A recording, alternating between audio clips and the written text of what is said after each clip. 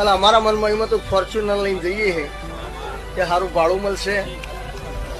આખું ગામ સરપંચ કે હે એટલે સરપંચના ઘેર તો વહેલો દોઢ છોડો તે આપણી વેળા કોક ખવડી થાય. ભુવાના અમારો ભાવ હોય, તમે સારી પહેરવણી કરો એ ભાવ હોય અમારો. અમારો તમારો મિલકતમાં ભાગ જોતો નથી કોઈ.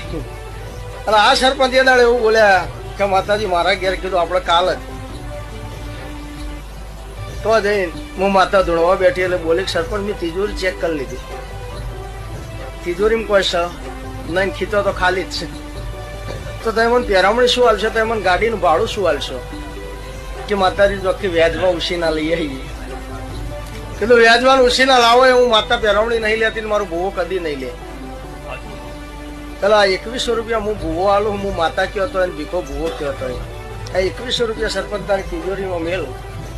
6 મહિનાની 12 મહિનાની મારી ચહેરની બાધા નહીં, મારી બાધા 21 દાડોની. અને 17મા દાડો તારી તિજોરી ભરી જાય માંથી 9 12 નીકળો તો મને ચહેરને પૂછવા આવજે ને કે એમ મનજે કે ભૂવો હોય તો કોઈ ના થાય. પણ જો હું ચહેરા આવીશું તો બોલેલું ના બનાવું તો મારું નામ માતા નહીં. તો સરપંચ કેટલા આયા? 70 લાખ. કે બુવાજી 70 લાખ આયા. બીજો બુવા ટીમ કે લઈને મંદિરે આવી જા ફટાફટ, અડધા તારા અડધા મારા. એ સિસ્ટમ કદી કરી નહીં.